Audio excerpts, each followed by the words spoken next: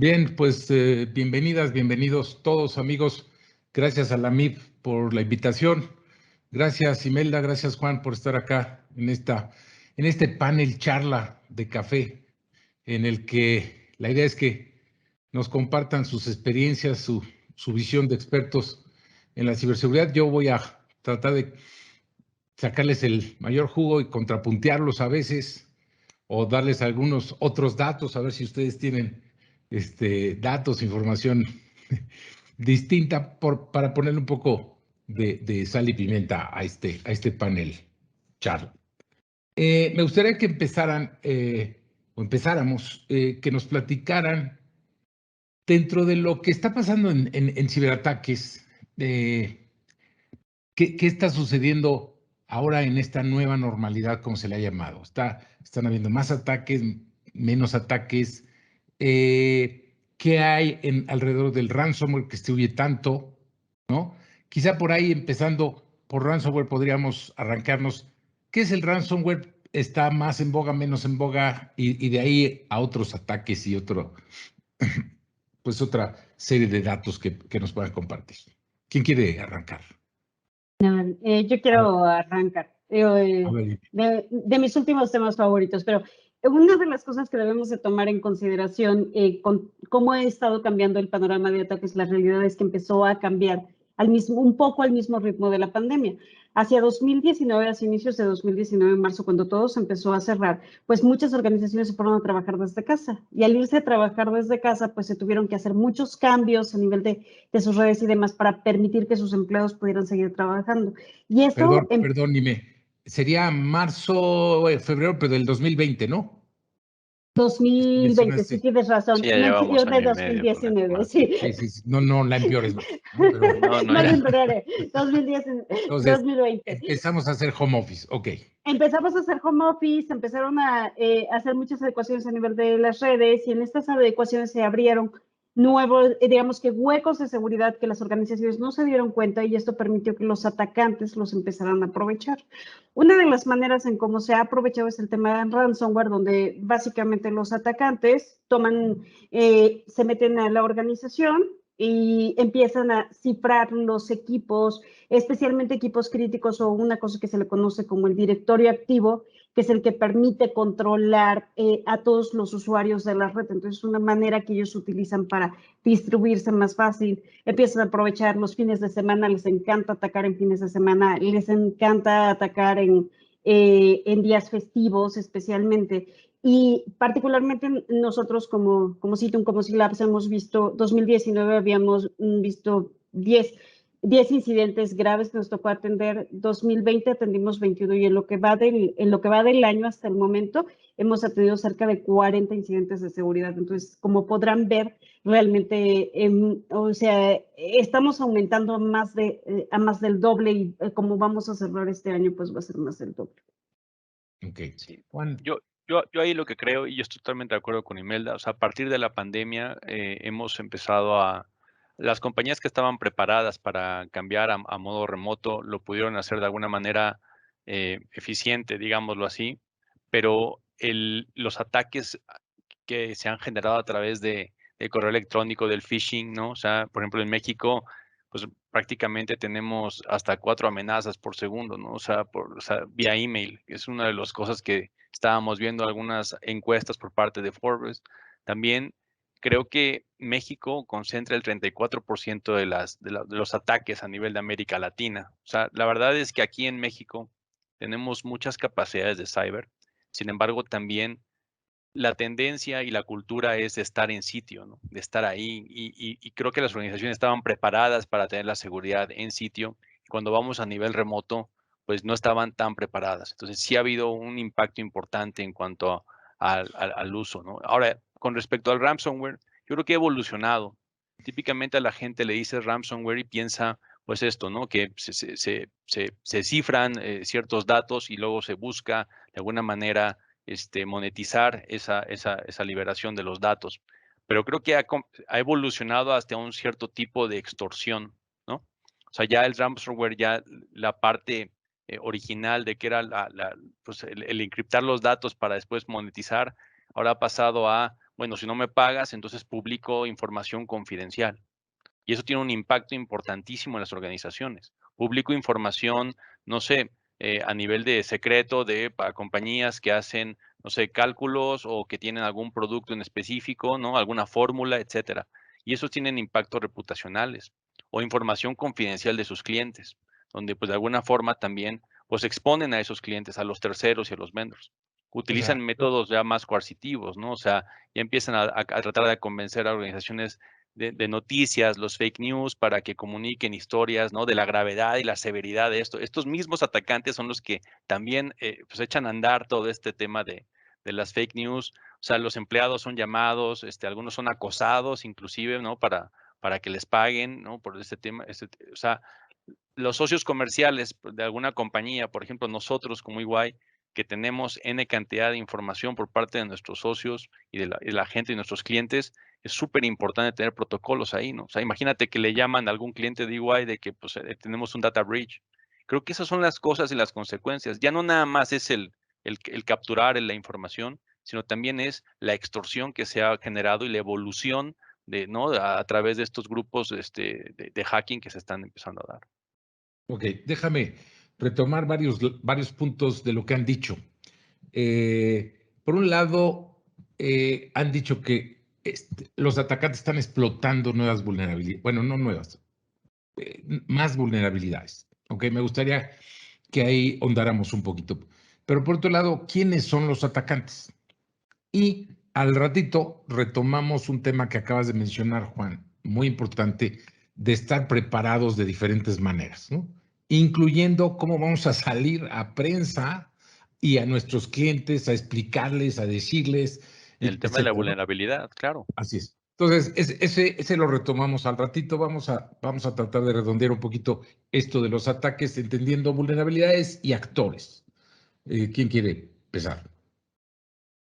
Respecto de vulnerabilidades y ataques, lo que nosotros hemos visto es que los atacantes empiezan a explotar muy rápido. Es muy común en este mundo altamente conectado y donde cada día utilizamos más tecnología, que aparezcan nuevos huecos de seguridad. Entonces, tal vez hoy salen los huecos de seguridad y lo que nosotros hemos visto es que en 1 o 2 semanas máximo, estos grupos de atacantes ya están utilizando o ya crearon ciberarmas para poder explotar estos huecos de seguridad. De hecho, particularmente en México hemos notado que es su campo de pruebas, es el primer lugar donde se ven cierto tipo de ataques.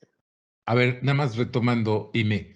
Cuando dices huecos de seguridad, es que la nueva versión de Windows o de un navegador de Internet, que puede ser el de Mac, ¿no? Que la gente, por alguna razón histórica, cree que las Mac no tienen problemas, ¿no?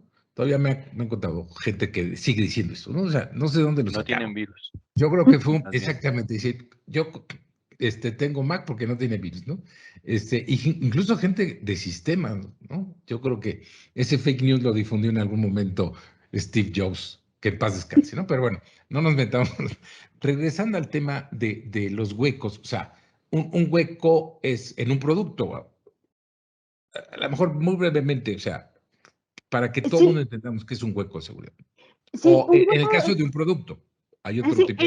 en el caso de los productos que utilizamos en el día a día, lo que utilizas para virtualización, mucho de lo que utilizas en tus propias redes, pues está construido con software. Entonces, este software es programado y este código es el que por alguna o por otra razón, por cómo se dio, por la propia funcionalidad y demás, pues permite ciertos huecos de seguridad, permite que los atacantes puedan utilizar esa parte para poderla explotar y poderse meter. Esa vulnerabilidad, sí. Entonces, Yo Ya te eso se diría le que llama vulnerabilidades. retomando lo que dices, de repente se conoce un hueco de seguridad y se está explotando muy rápidamente, Sí, ¿ok? sí. O incluso hay veces que no se conoce públicamente el hueco y los atacantes lo descubren en todo un mercado que le llaman ataques de día cero o zero days, ¿no? Y ahí estamos peor, ¿no? ¿Ok? Bueno, al rato vemos rápidamente qué podemos hacer como empresas. Juan, platícanos un poco, ¿qué han visto ustedes sobre los que atacan? los que atacan en México, los que atacan en otras partes del mundo, y luego, Ime, si quieres complementar un poco también la respuesta. Sí, pues yo te diría que hay organizaciones que ya están prácticamente establecidas, o sea, ya se empiezan a hacer organizaciones, ya no es el típico ataque de un hacker por ahí, ¿no? Hace unos 10 años donde tenía algún tema muy particular, algún activismo político. Creo que ahora, hoy en día, pues sí está el tema de la monetización y hay también otros atacantes, otro grupo de atacantes que se pasan información para explotar las vulnerabilidades que platicaba Imelda. O sea, desde el phishing, que es lo que más se utiliza, el correo electrónico, que es lo más atacado, los servicios de Windows, que es el sistema operativo instalado por excelencia en las compañías a nivel general y a nivel mundial, y algunas cosas ya importantes ya a nivel de sistemas administradores. Yo creo que atacan este tipo de grupos, se comunican entre ellos y empiezan a trabajar en conjunto. O sea, ya es algo un poquito más sofisticado que ataques por ahí separados, ¿no? O sea, creo que estas amenazas persistentes avanzadas, como les llamamos los ATPs, pues ya prácticamente son organizaciones que trabajan en primero, pues a través de las vulnerabilidades ya detectadas que explicaba Imelda, pues ya de alguna forma entienden por dónde entrar a los sistemas, pero después con esa información preparan vectores de ataque mucho más sofisticados, mucho más dañinos, donde pueden llegar a, pues a zonas o a otros sistemas dentro de las compañías para empezar a afectarles, ¿no? Con este tema del ransomware. Entonces yo creo que por ahí es lo que hemos visto, grupos ya mucho más dedicados, el hacktivismo, que también, o sea, ya a nivel político, pues ahorita dicen que no hay una guerra, no hay guerras, pero sabemos todo mundo sabemos los ataques que hay entre los chinos, los rusos, los estadounidenses, cosas que se están buscando todo el tiempo penetrar, ¿no? Líneas de defensa y cosas tan importantes como armamento o seguridad nacional de cada uno de estos países que tienen, pues, tienen tecnología nuclear. O sea, creo que hasta ese momento, pues no lo habíamos percibido de esta manera. El sistema financiero mexicano ha estado bajo ataque importante. O sea, ha habido ataques a los cajeros electrónicos hace poco. O sea, los ATMs han sido pues parte de las cosas que más hemos visto que se han atacado. Ha habido compañías que nos han pedido apoyo porque pues tienen tres grandes ejes, ¿no? Es la parte del dinero, donde pues típicamente tiene 4 gavetas estos cajeros, y aproximadamente unos 2,000, 2,500 billetes, y dependiendo de la calidad y de la cantidad del billete, pues ese es un poco, ¿no? Atacan eso, tener acceso, ya sea a través de medio, o sea, algún dispositivo en físico o lógico. También el tema de los datos, porque pues en la transferencia de datos a nivel de cajeros, pues tú tienes, o sea, son susceptibles a hacer fraude, por ejemplo, el tema del PIN, de las tarjetas, ¿no? O sea, todo el tema del cifrado, los controles de mensajería que están, pues, parte como del cajero. Y luego la imagen, ¿no? O sea, ahí tienen ejecución de imágenes o videos no autorizados y controlados, ¿no? Las fallas de disponibilidad en el servicio, etcétera. Creo que son cosas que de alguna manera se empiezan a ver mucho más en el mercado. El ataque a cajeros ha sido recurrente, el ataque al sistema financiero mexicano, y creo que son de las cosas que estamos viendo. O sea, prácticamente le ha costado 785 millones de pesos a los bancos, ¿no? Los ataques. O sea, hay 16 ataques que se han hecho a los bancos, a los grandes bancos en México, y es lo que les ha costado casi 1,000 millones de pesos, según Banjico, ¿no? Sí, de los conocidos, de los De los oficiales, conocidos, de digamos, los ¿no? oficiales, Los claro. que, ¿no? Los De lo que que no pudimos tienen contabilizar, digamos. exactamente, ¿no? Ok, pero entonces tú hablaste, Juan, por un lado el crimen organizado que cada vez está más organizado y a veces hasta dividido en especializaciones, ¿no? Unos descubren la vulnerabilidad, otros construyen las armas, o digamos los virus troyanos y todo ese tipo de malware, software malicioso. Otros lo explotan, otros a lo mejor hacen, en el caso del sistema financiero, todo lo que llaman manejo de mulas o fraudes a cajeros, etc. O sea, hay una especialización. Pero también mencionaste lo que a veces le llaman estados-nación o países, ¿ok? Como China, como Rusia, entiendo, ¿eh?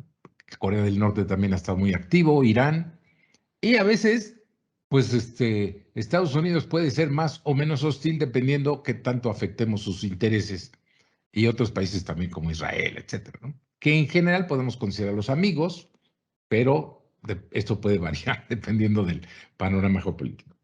Ime, ¿en qué otros sectores, además de temas bancarios, de alguna manera también mencionó dentro del sistema financiero los cajeros, e indirectamente también comentó Juan algo de medios de pago, pero ¿dónde más verías ataques y sofisticación en México, en Latinoamérica particularmente?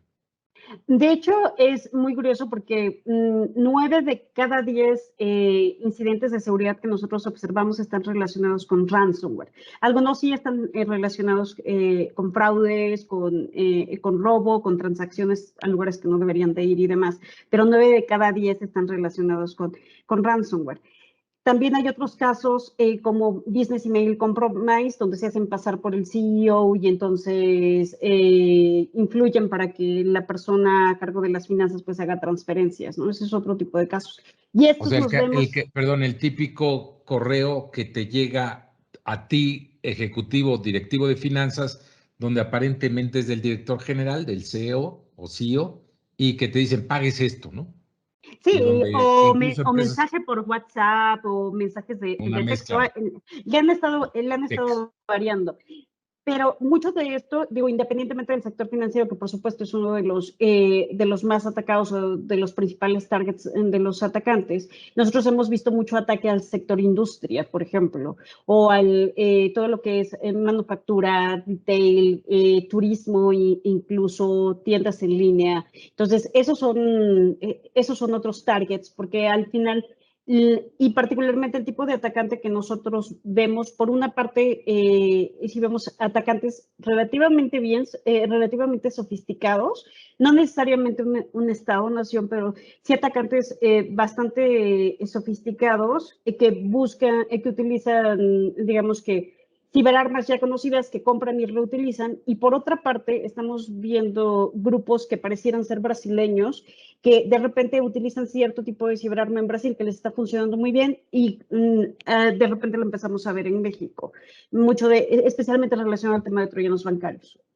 Ok, gracias por la respuesta de ambos. Para cerrar este tema, muy sucintamente, ¿qué podemos esperar en los próximos años en la evolución tanto de los ciberatacantes como de los ciberataques? ¿Qué? Si quieres, adelante, Juan. Pues yo creo que, mira, ahorita Ulises hay alrededor de 1900, según un reporte de FireEye, hay 1900 grupos, ¿no? Ahorita identificados, algunos activos, no activos de atacantes. Yo creo que con las tecnologías exponenciales, y ahorita vamos a hablar un poquito más el tema de la nube, por ejemplo, y lo que ha conllevado, no nada más al tema de la transformación. Todo el mundo habla de la transformación digital.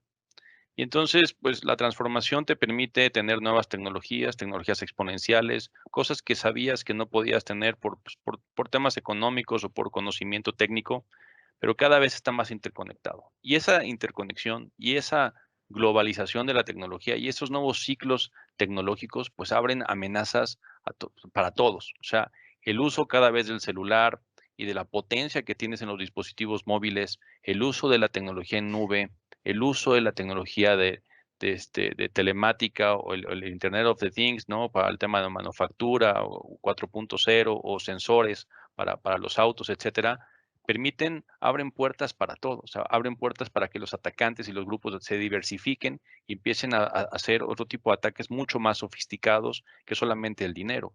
O sea, pueden ser estados-nación que puedan, de alguna manera, sin iniciar una guerra física a nivel virtual a través de software, pues podrían de alguna manera penetrar entre, no sé, el sistema de algún vehículo donde vaya transportado el primer ministro de algún país y a través del software. Por ejemplo, el 40% del costo de un vehículo premium en los próximos 10 años será atribuido al software.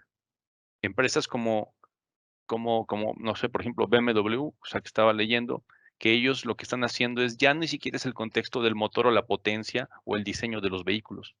Es esa interacción, esa experiencia tecnológica que tienen los vehículos hacia dónde va. Entonces, a lo que voy es, todas estas nuevas tecnologías, toda esta disrupción tecnológica, todas estas tecnologías exponenciales abren y van a diversificar los grupos. O sea, prácticamente los van a hacer mucho más sofisticados para ataques mucho más específicos y más dañinos. Ok.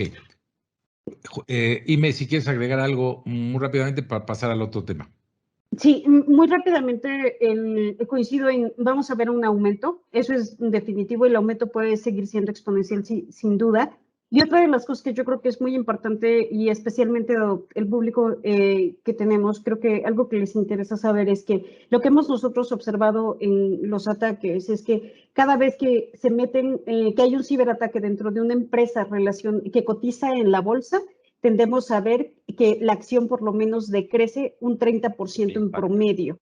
Ese es el impacto que tiene. Y si hay algo que puede hacer que a un CEO le pidan su renuncia, es justamente el hecho de que su organización sufra un ciberataque.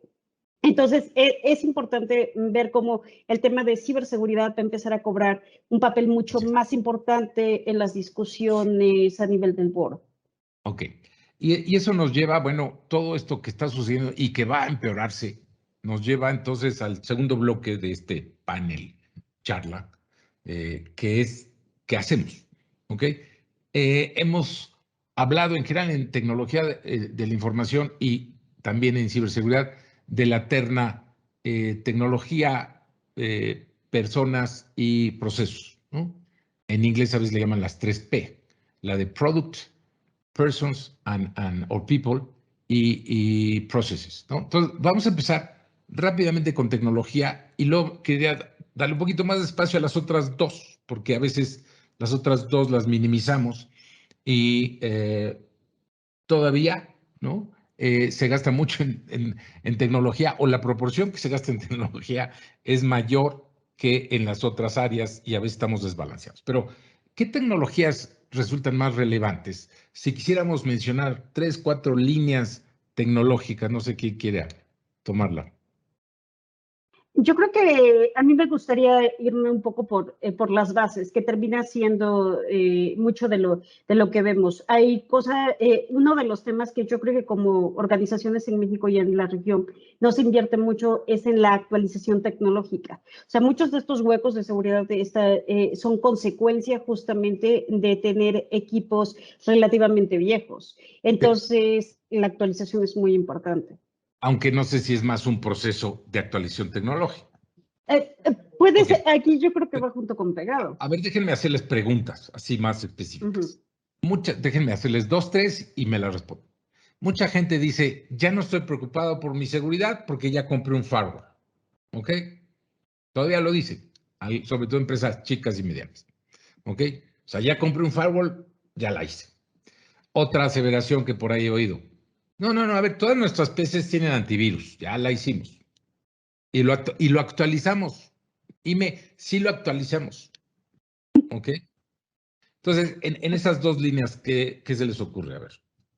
O sea, el tema es que la tecnología ha evolucionado, los atacantes han evolucionado y esa tecnología antes considerábamos que era suficiente como un firewall, hoy no, realmente ayuda muy poquito, porque lo que necesitas es mayor visibilidad y la única manera de realmente tener visibilidad a nivel del endpoint es con una cosa que se llama EDR, que es un tipo de agente que va mucho más allá de lo que hace un antivirus porque detecta más temas de comportamiento, pero lo más importante es que esté monitoreado todo el tiempo para poder identificar realmente comportamiento anómalo que te permita ver rápidamente que estás bajo un ataque. Y lo mismo pasa con cosas como segundo factor de autenticación, que es algo que muchísima gente descuida y que hoy en día les podría ayudar mucho en el día a día. Ese es como de las cosas que yo creo que está eso. Déjame refrasear algunas de las cosas o retomarlas. Tú has hablado de que necesitamos visibilidad en seguridad. O sea, necesitamos ver qué está pasando en nuestras redes, en nuestro software, en las aplicaciones unas a otras conectándose, y más en el mundo del que habló Juan, en el nuevo mundo de que todo está conectado, vamos a tener más inteligencia en los coches, en sensores por todos lados, ¿no? En ese mundo necesitamos tener visibilidad. El firewall te ayuda, pero es una partecita de la visibilidad que está pasando en todas las redes, ¿ok? Los antivirus te ayudan, pero no son tan completos ni tan profundos.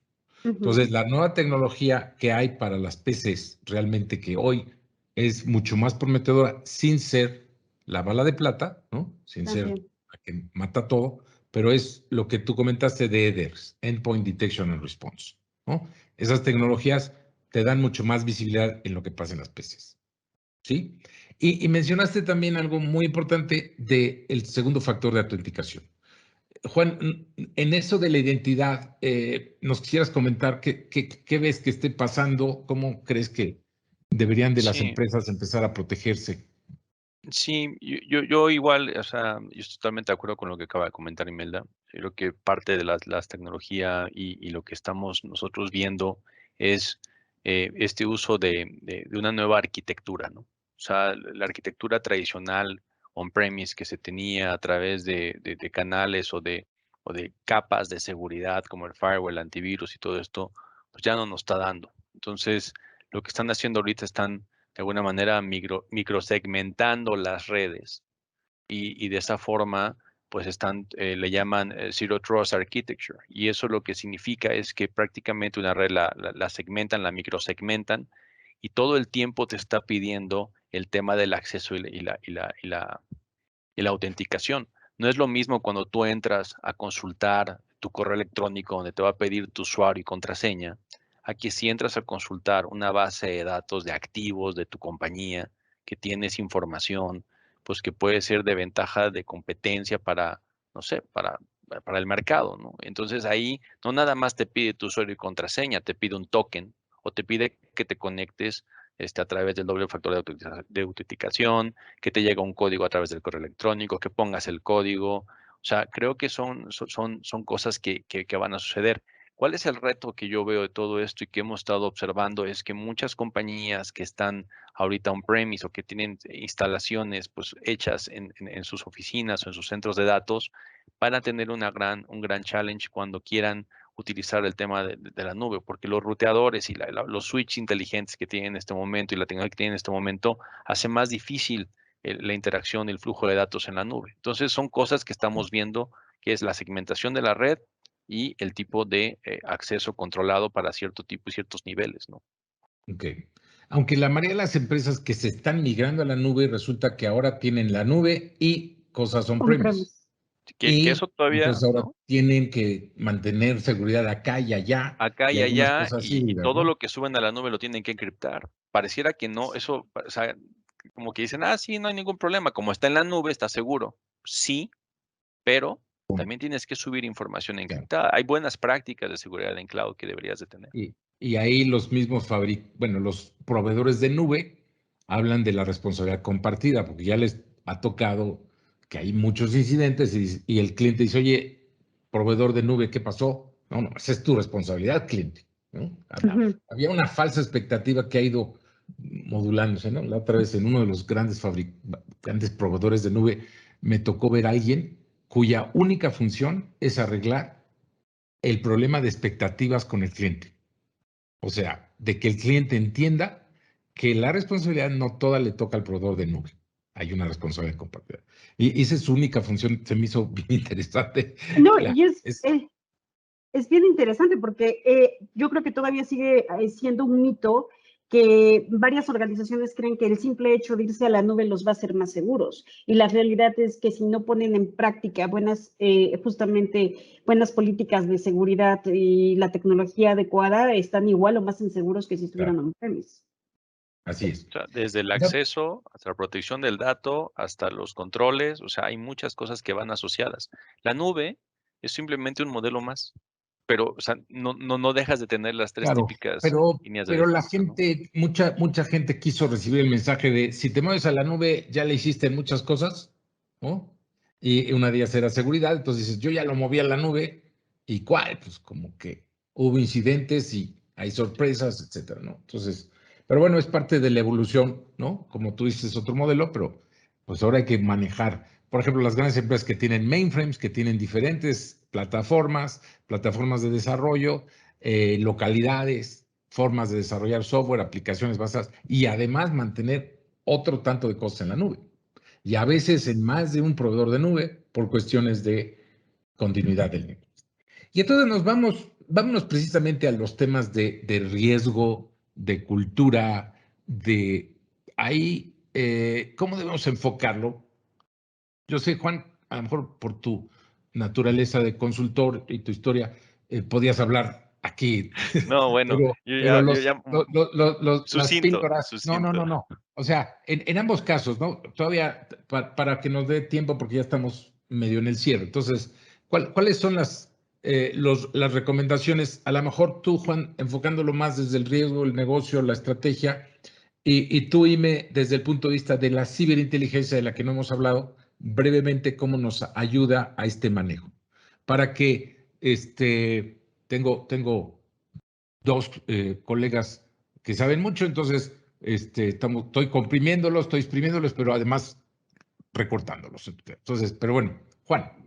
Sí, pues, a ver, yo diría que desde el punto de vista del riesgo y cómo conectamos todo esto de la tecnología, el proceso y la parte de las personas, pues está lo que hablamos del modelo, ¿no? O sea, hay un modelo de ciberriesgo, que es un modelo de gobierno del riesgo como tal.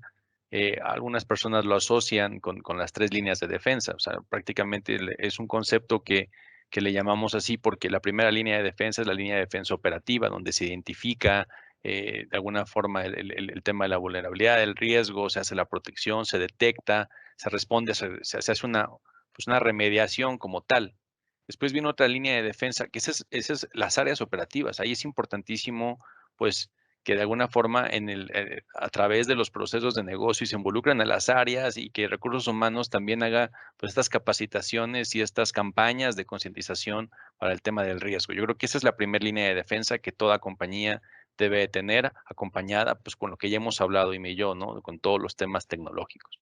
Por otro lado es pues, la segunda línea de defensa, donde ya entra la gestión del ciberriesgo como tal, o sea, quién lo tiene que gestionar, cuál es la estrategia, por ejemplo, sus políticas, quién las tiene que definir, sobre qué nos vamos a medir, cuál es nuestro apetito, ¿no? Cómo supervisamos estas actividades que hace la primera línea de defensa. O sea, es prácticamente esta segunda gran capa donde típicamente está, pues, Contraloría en las compañías, ¿no? Y por último, una tercera línea de defensa, pues esta ya es más estricta, esta tiene uñas y dientes y esta muerde, ¿no?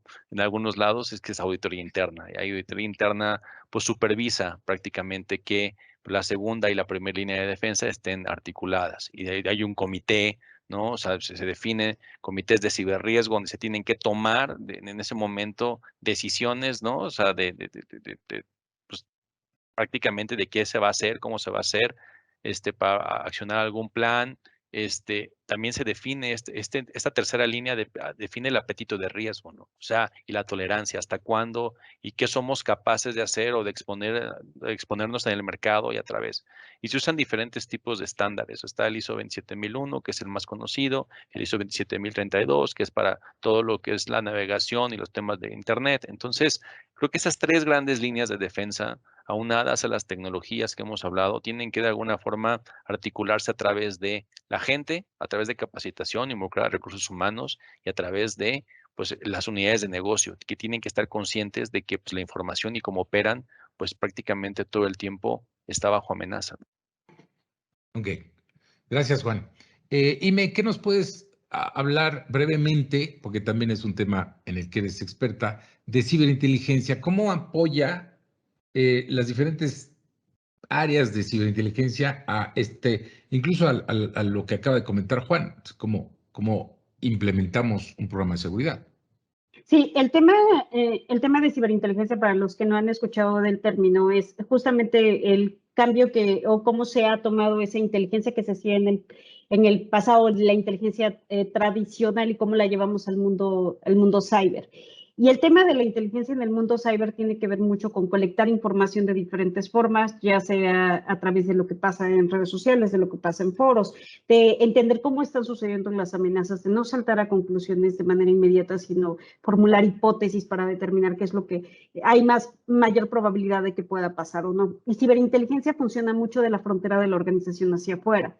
Entonces, uno de los puntos donde realmente ciberinteligencia te da esa inteligencia que te permite actuar y tomar acciones es el monitoreo del ciberespacio, el identificar si se está filtrando información, si hay grupos que estén buscando información muy particular de tu organización, si ya hay a la venta acceso, porque de hecho en el tema de ransomware es súper común que nosotros encontremos en foros de la Darknet en venta por $5, $6, $7, accesos remotos a una organización, ya sea a través de la VPN o ya sea vendiendo escritorios remotos. Entonces, esto tiene que ver por una parte, pero lo otro es que como dueño de una organización o como responsable de la seguridad de la organización, tienden a recibir mucha información de diferentes lugares y de repente el financiero puede publicar de algo que es súper ultra crítico, pero resulta que cuando tú lo analizas técnicamente eso no era realmente crítico y aquello que no está en primera plana es de lo que realmente te debes de preocupar. Entonces el tema de tener un programa de ciberinteligencia lo que te permite es estar recibiendo realmente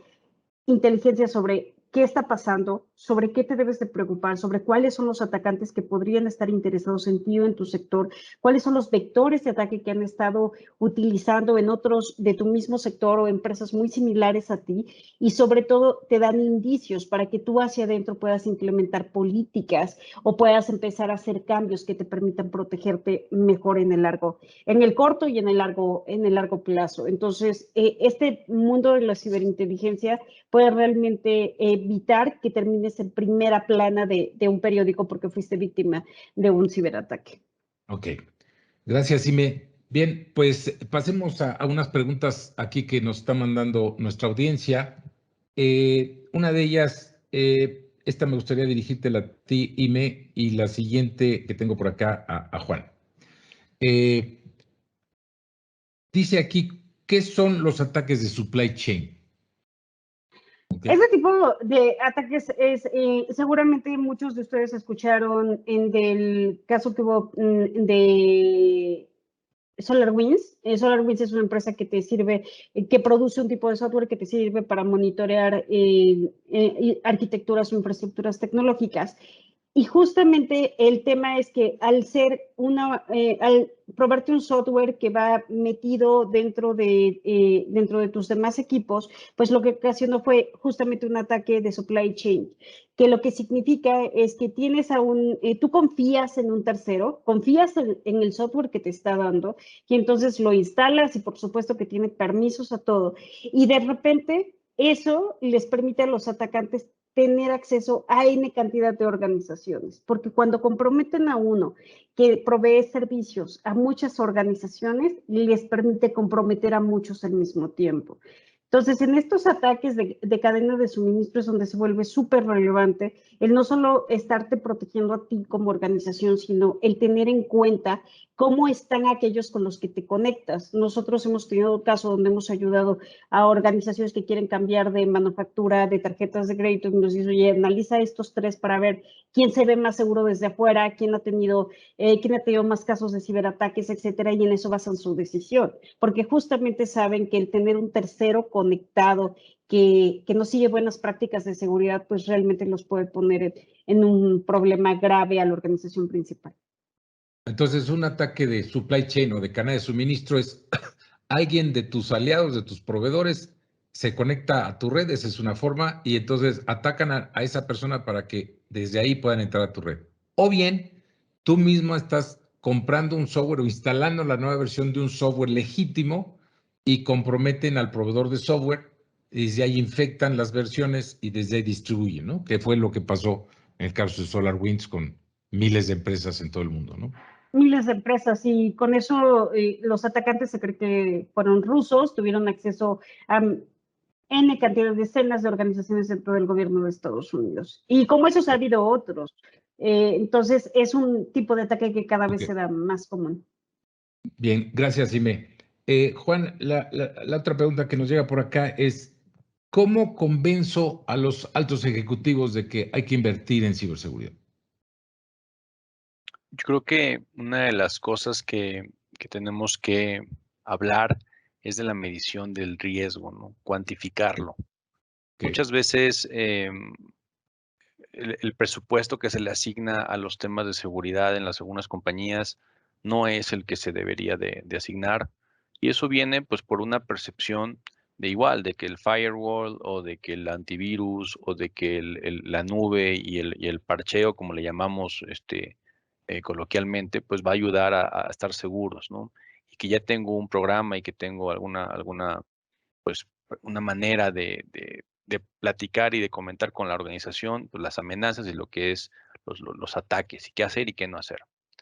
Pero creo que no hay nada más potente que el hacer una evaluación y hacer una medición del riesgo, tanto cualitativamente como cuantitativamente. El impacto que puede llegar a tener el riesgo si se materializa, eso los cybereconomics que le llamamos nosotros, es una manera importante en la cual pues o sea, es un parteaguas para algunos ejecutivos de alto nivel donde pueden ver ese impacto tan grande y tan importante, ¿no? Y como bien decía Ime, si tienes algunas de estas decisiones y algunos de estos grandes ejecutivos, pues necesitan saber, y cuando ya lo ven a nivel monetario, cuando lo ven ya a nivel de impacto de lo que puede ocurrir si se materializa ese riesgo, entonces ya pueden tomar alguna decisión. Y eso es mucho más fácil de convencer que solamente hablarles del tema de la estrategia de ciberseguridad o de los riesgos o de los atacantes, ¿no? Creo que eso es fundamental.